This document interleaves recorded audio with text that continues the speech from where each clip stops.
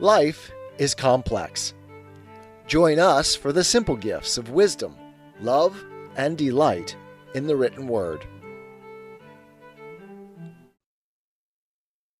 The Life and Adventures of Robinson Crusoe by Daniel Dafoe. Chapter 19, Return to England, Part 2.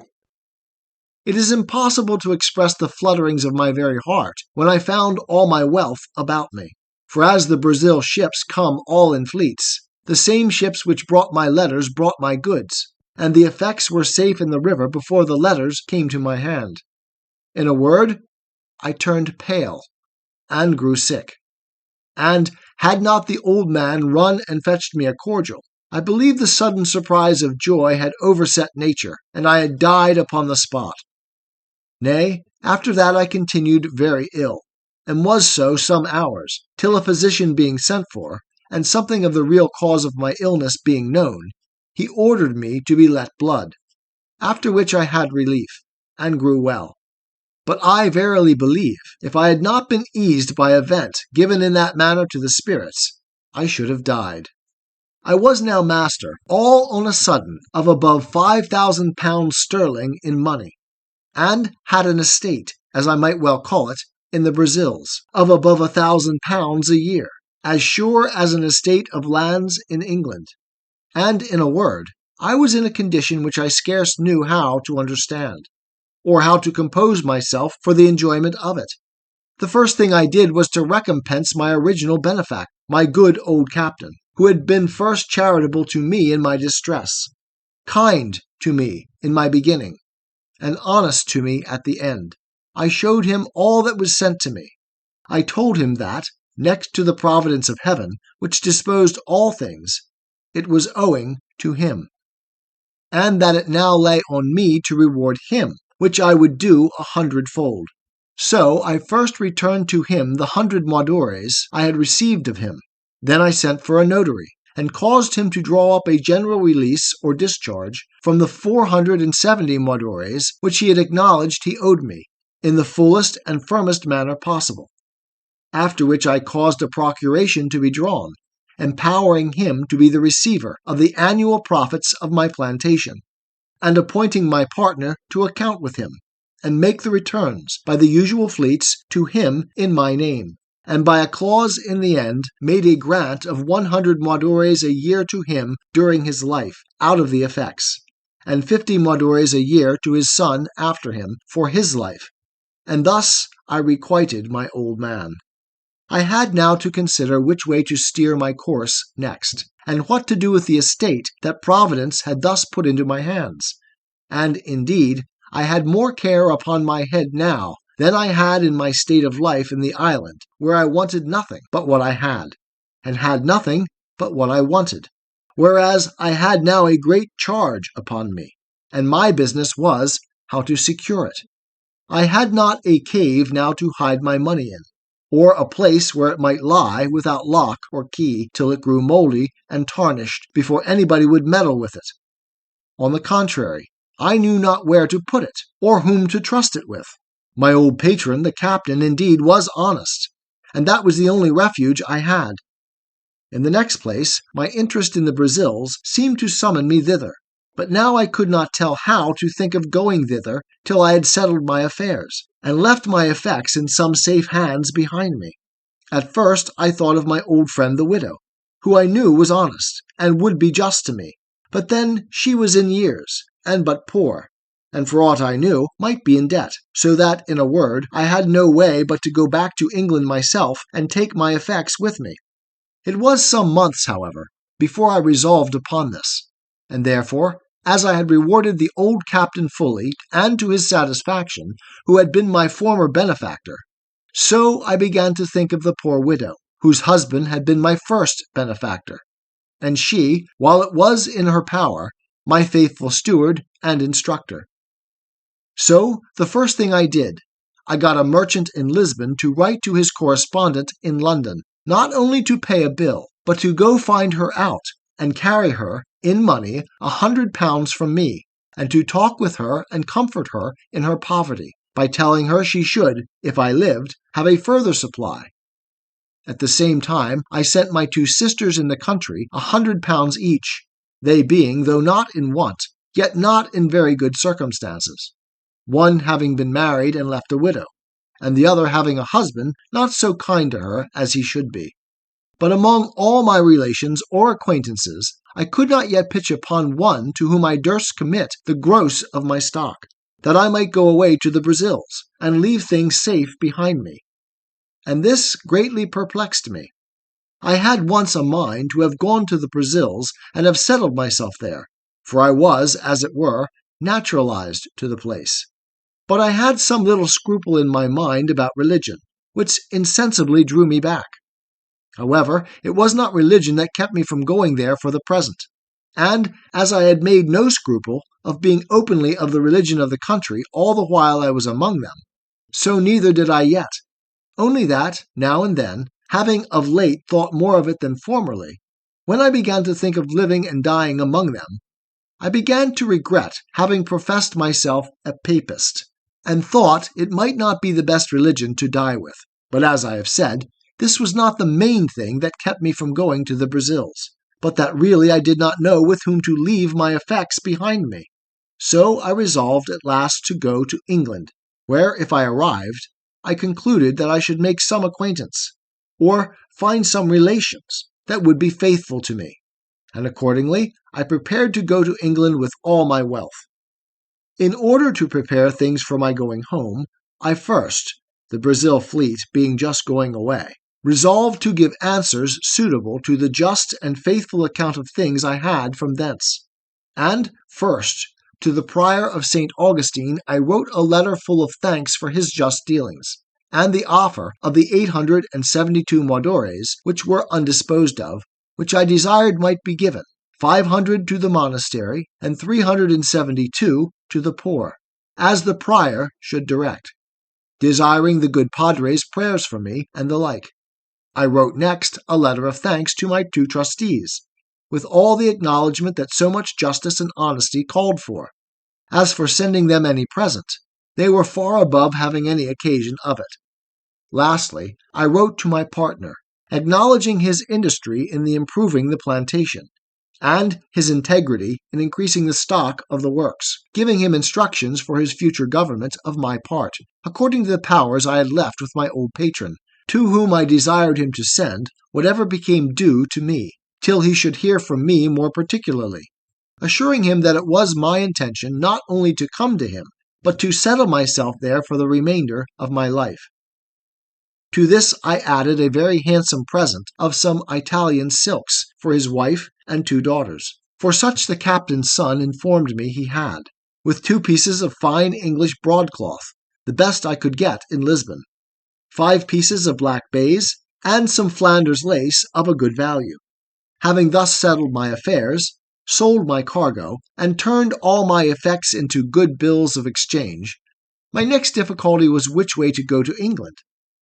I had been accustomed enough to the sea, and yet I had a strange aversion to go to England by the sea that time, and yet I could give no reason for it. Yet the difficulty increased upon me so much, that though I had once shipped my baggage in order to go, yet I altered my mind, and that not once, but 2 or 3 times. It is true, I had been very unfortunate by sea, and this might be one of the reasons. But let no man slight the strong impulses of his own thoughts in cases of such moment. 2 of the ships which I had singled out to go in, I mean more particularly singled out than any other, having put my things on board one of them, and in the other having agreed with the captain, I say 2 of these ships miscarried. One was taken by the Algerines, and the other was lost on the start, near Torbay, and all the people drowned except 3. So that in either of those vessels I had been made miserable. Having been thus harassed in my thoughts, my old pilot, to whom I communicated everything, pressed me earnestly not to go by sea, but either to go by land to the Groine, and cross over the Bay of Biscay to Rochelle, from whence it was but an easy and safe journey by land to Paris, and so to Calais and Dover, or to go up to Madrid, and so all the way by land through France. In a word, I was so prepossessed against my going by sea at all, except from Calais to Dover, that I resolved to travel all the way by land, which, as I was not in haste, and did not value the charge, was by much the pleasanter way. And to make it more so, my old captain brought an English gentleman, the son of a merchant in Lisbon, who was willing to travel with me, after which we picked up 2 more English merchants also, and 2 young Portuguese gentlemen, the last going to Paris only,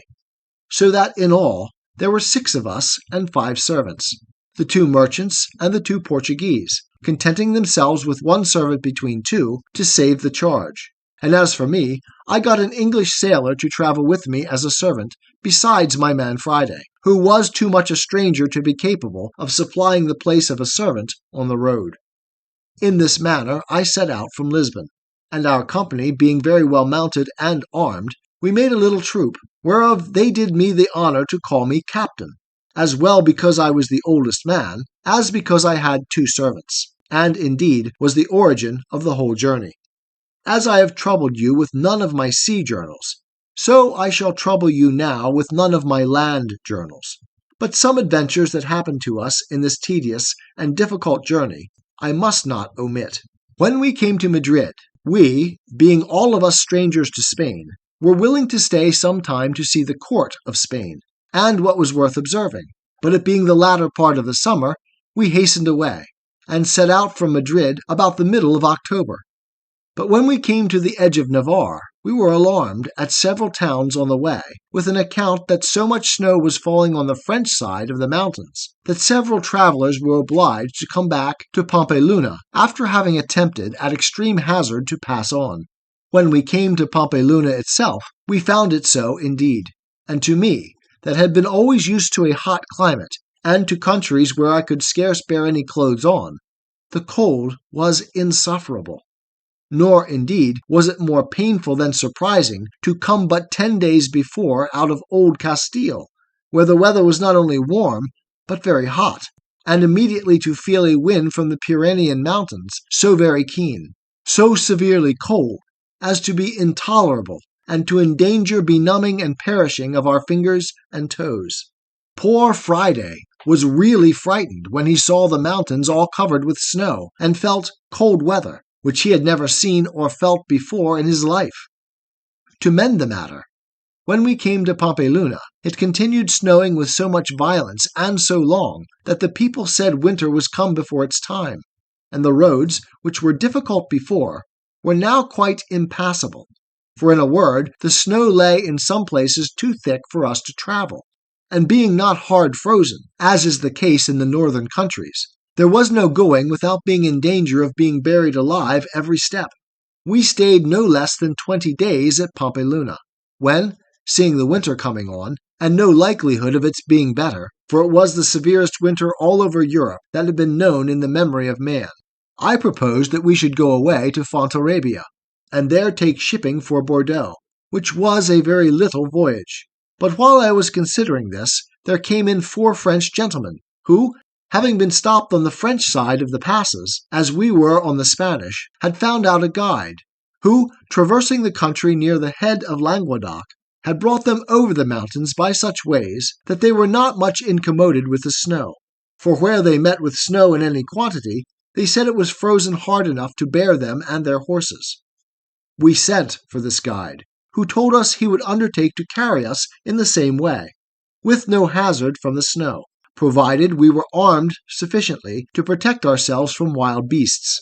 For, he said, in these great snows it was frequent for some wolves to show themselves at the foot of the mountains, being made ravenous for want of food, the ground being covered with snow.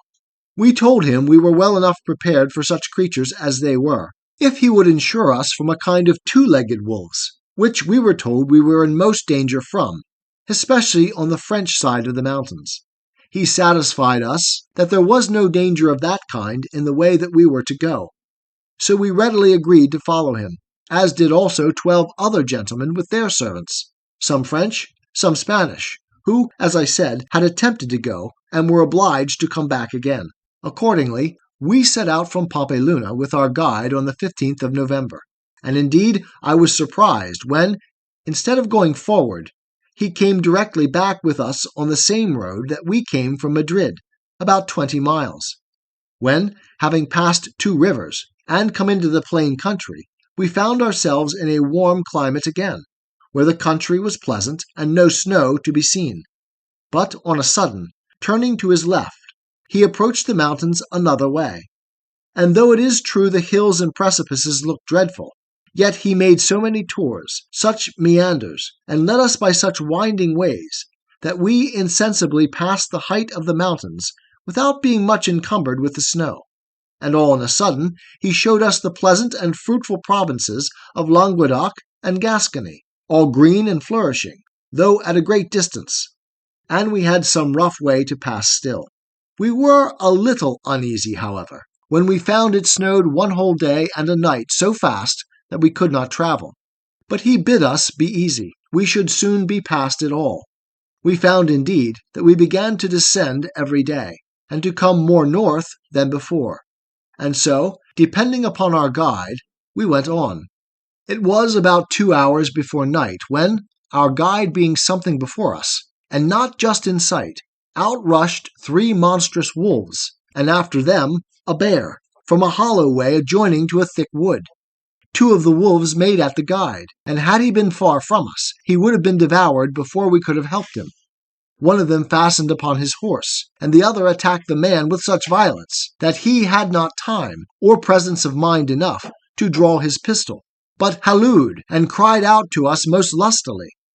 My man Friday being next me, I bade him ride up and see what was the matter. As soon as Friday came in sight of the man, he hallooed out as loud as the other, "O master! O master!" but like a bold fellow rode directly up to the poor man, and with his pistol shot the wolf in the head that attacked him. It was happy for the poor man that it was my man Friday, for having been used to such creatures in his country, he had no fear upon him, but went close up to him and shot him, whereas any other of us would have fired at a farther distance, and have perhaps either missed the wolf or endangered shooting the man. But it was enough to have terrified a bolder man than I, and, indeed, it alarmed all our company when, with the noise of Friday's pistol, we heard on both sides the most dismal howling of wolves, and the noise, redoubled by the echo of the mountains, appeared to us as if there had been a prodigious number of them, and perhaps there was not such a few as that we had no cause of apprehension.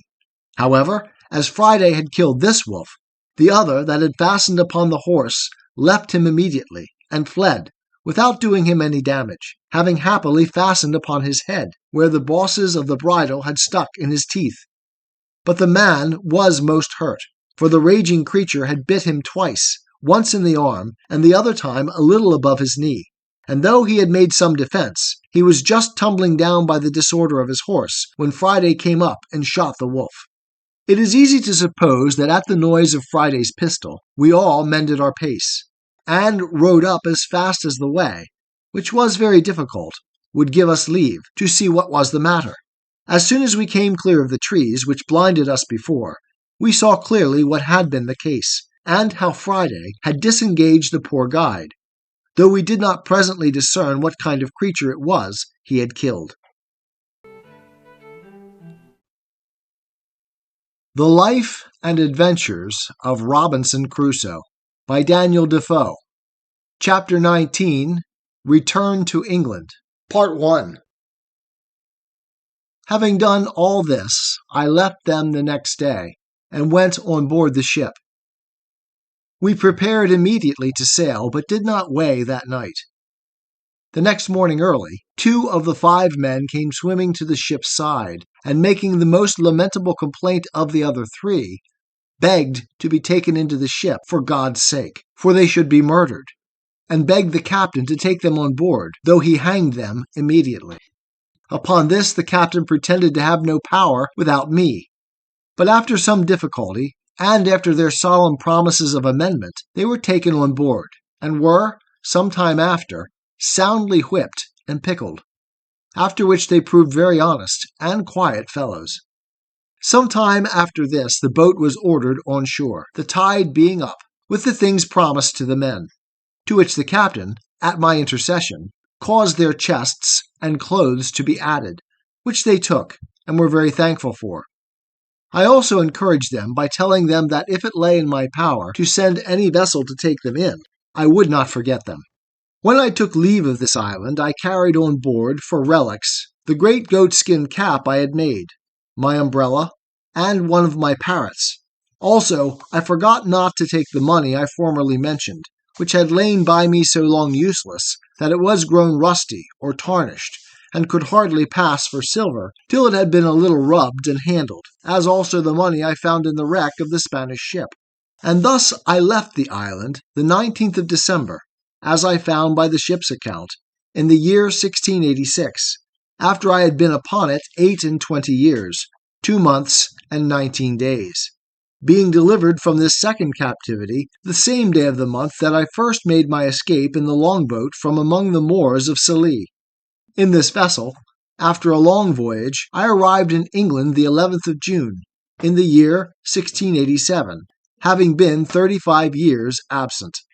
When I came to England, I was as perfect a stranger to all the world as if I had never been known there. My benefactor and faithful steward, whom I had left my money in trust with, was alive, but had had great misfortunes in the world, was become a widow the second time, and very low in the world. I made her very easy as to what she owed me, assuring her I would give her no trouble.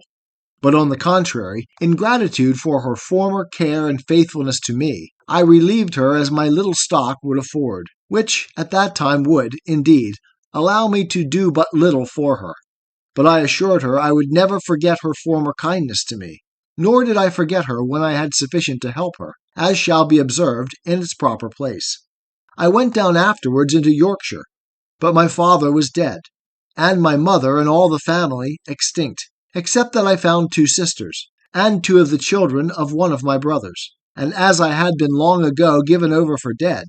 there had been no provision made for me, so that, in a word, I found nothing to relieve or assist me, and that the little money I had would not do much for me as to settling in the world. I met with one piece of gratitude, indeed, which I did not expect, and this was, that the master of the ship whom I had so happily delivered, and by the same means saved the ship and cargo, having given a very handsome account to the owners of the manor how I had saved the lives of the men and the ship, they invited me to meet them and some other merchants concerned, and altogether made me a very handsome compliment upon the subject, and a present of almost £200 sterling. But after making several reflections upon the circumstances of my life, and how little way this would go towards settling me in the world, I resolved to go to Lisbon, and see if I might not come at some information of the state of my plantation in the Brazils, and of what was become of my partner, who, I had reason to suppose, had some years past given me over for dead. With this view, I took shipping for Lisbon, where I arrived in April following, my man Friday accompanying me very honestly in all these ramblings, and proving a most faithful servant upon all occasions. When I came to Lisbon, I found out, by inquiry, and to my particular satisfaction, my old friend, the captain of the ship, who first took me up at sea off the shore of Africa. He was now grown old, and had left off going to sea, having put his son, who was far from a young man, into his ship, and who still used the Brazil trade. The old man did not know me, and indeed I hardly knew him, but I soon brought him to my remembrance, and as soon brought myself to his remembrance when I told him who I was. After some passionate expressions of the old acquaintance between us, I inquired, you may be sure, after my plantation and my partner. The old man told me he had not been in the Brazils for about 9 years, but that he could assure me that when he came away my partner was living, but the trustees whom I had joined with him to take cognizance of my part were both dead. That, however, he believed I would have a very good account of the produce of my part of the plantation to the procurator fiscal, who had appropriated it, in case I never came to claim it, 1/3 to the king, and 2/3 to the monastery of St. Augustine, to be expended for the benefit of the poor, and for the conversion of the Indians to the Catholic faith, but that if I appeared, or anyone for me, to claim the inheritance, it would be restored. Only that the improvement, or annual production, being distributed to charitable uses, could not be restored. But he assured me that the steward of the king's revenue from lands, and the providor, or steward of the monastery, had taken great care all along that the incumbent, that is to say, my partner, gave every year a faithful account of the produce, of which they had duly received my moiety. I asked him if he knew to what height of improvement he had brought the plantation, and whether he thought it might be worth looking after, or whether, on my going thither, I should meet with any obstruction to my possessing my just right in the moiety. He told me he could not tell exactly to what degree the plantation was improved, but this he knew, that my partner was grown exceeding rich upon the enjoying his part of it, and that, to the best of his remembrance, he had heard that the king's third of my part, which was, it seems, granted away to some other monastery or religious house, amounted to above 200 moidores a year. That as to my being restored to a quiet possession of it, there was no question to be made of that, my partner being alive to witness my title, and my name being also enrolled in the register of the country. Also he told me that the survivors of my 2 trustees were very fair, honest people, and very wealthy, and he believed I would not only have their assistance for putting me in possession, but would find a very considerable sum of money in their hands for my account, being the produce of the farm while their fathers held the trust, and before it was given up, as above,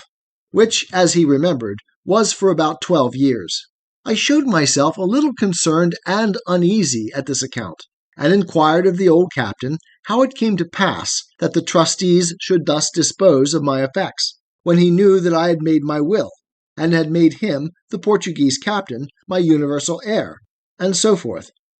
He told me that was true, but as there was no proof of my being dead, he could not act as executor until some certain account should come of my death, and besides, he was not willing to intermeddle with a thing so remote. That it was true he had registered my will, and put in his claim, and could he have given any account of my being dead or alive, he would have acted by procuration, and taken possession of the ingenio, so they call the sugar house, and have given his son, who is now at the Brazils, orders to do it. But, says the old man, I have one piece of news to tell you, which perhaps may not be so acceptable to you as the rest, and that is, believing you were lost, and all the world believing so also, your partner and trustees did offer to account with me in your name for the first 6 or 8 years' profits, which I received, there being at that time great disbursements for increasing the works, building an ingenio, and buying slaves. It did not amount to near so much as afterwards it produced. However, says the old man, I shall give you a true account of what I have received in all, and how I have disposed of it. After a few days' further conference with this ancient friend, he brought me an account of the first 6 years' income of my plantation, signed by my partner and the merchant trustees, being always delivered in goods, namely, tobacco in roll, and sugar in chests, besides rum, molasses, etc., which is the consequence of a sugar work. And I found by this account that every year the income considerably increased. But, as above, the disbursements being large, the sum at first was small. However, the old man let me see that he was debtor to me 470 moidores of gold, besides 60 chests of sugar, and 15 double rolls of tobacco which were lost in his ship, he having been shipwrecked coming home to Lisbon, about 11 years after my having the place. The good man then began to complain of his misfortunes, and how he had been obliged to make use of my money to recover his losses, and buy him a share in a new ship. However, my old friend, says he, you shall not want a supply in your necessity, and as soon as my son returns, you shall be fully satisfied. Upon this, he pulls out an old pouch, and gives me 160 Portugal moidores in gold, and giving the writings of his title to the ship, which his son was going to the Brazils in, of which he was quarter part owner, and his son another, he puts them both into my hands for security of the rest. I was too much moved with the honesty and kindness of the poor man to be able to bear this, and remembering what he had done for me, how he had taken me up at sea, and how generously he had used me on all occasions, and particularly how sincere a friend he was now to me, I could hardly refrain weeping at what he had said to me. Therefore I asked him if his circumstances admitted him to spare so much money at that time, and if it would not straiten him. He told me he could not say, but it might straiten him a little. But, however, it was my money, and I might want it more than he. Everything the good man said was full of affection, and I could hardly refrain from tears while he spoke. In short, I took 100 of the moidores, and called for a pen and ink to give him a receipt for them. Then I returned him the rest, and told him if ever I had possession of the plantation, I would return the other to him also, as indeed I afterwards did,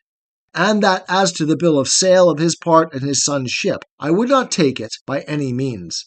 but that if I wanted the money, I found he was honest enough to pay me, and if I did not, but came to receive what he gave me reason to expect, I would never have a penny more from him. When this was passed, the old man asked me if he should put me into a method to make my claim to my plantation.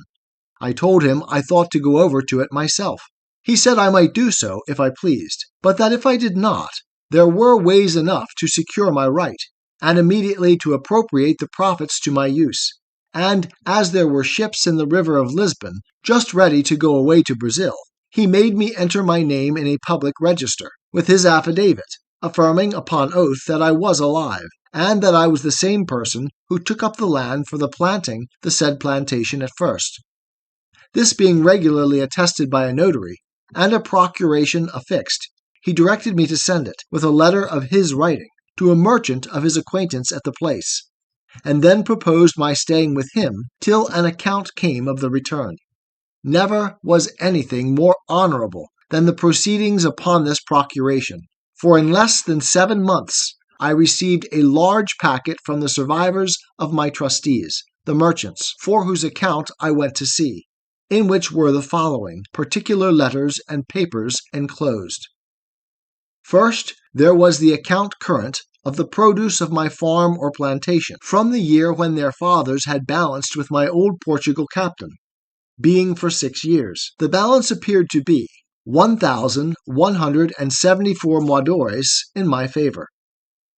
Secondly, there was the account of 4 years more, while they kept the effects in their hands, before the government claimed the administration, as being the effects of a person not to be found, which they called civil death. And the balance of this, the value of the plantation increasing, amounted to 19,446 cruzados, being about 3,240 moidores. Thirdly, there was the prior of St. Augustine's account, who had received the profits for above 14 years, but not being able to account for what was disposed of by the hospital, very honestly declared he had 872 moidores not distributed, which he acknowledged to my account. As to the king's part, that refunded nothing. There was a letter of my partners, congratulating me very affectionately upon my being alive, giving me an account how the estate was improved, and what it produced a year, with the particulars of the number of squares or acres that it contained, how planted, how many slaves there were upon it, and making 22 crosses for blessings, told me he had said so many Ave Marias to thank the Blessed Virgin that I was alive, inviting me very passionately to come over and take possession of my own, and in the meantime to give him orders to whom he should deliver my effects if I did not come myself, concluding with a hearty tender of his friendship, and that of his family, and sent me as a present 7 fine leopard skins, which he had, it seems, received from Africa, by some other ship that he had sent thither, and which, it seems, had made a better voyage than I. He sent me also 5 chests of excellent sweetmeats, and 100 pieces of gold uncoined, not quite so large as moidores. By the same fleet, my 2 merchant trustees shipped me 1,200 chests of sugar, 800 rolls of tobacco, and the rest of the whole account in gold. I might well say now, indeed, that the latter end of Job was better than the beginning. 'Tis the gift to be simple. 'Tis the gift to be free. 'Tis the gift to come down where we ought to be. And when we find ourselves in the place just right, 'twill be in the valley of love and delight. When true simplicity is gained, to bow and to bend we will not be ashamed. To turn will be our delight, till by turning, we come round right.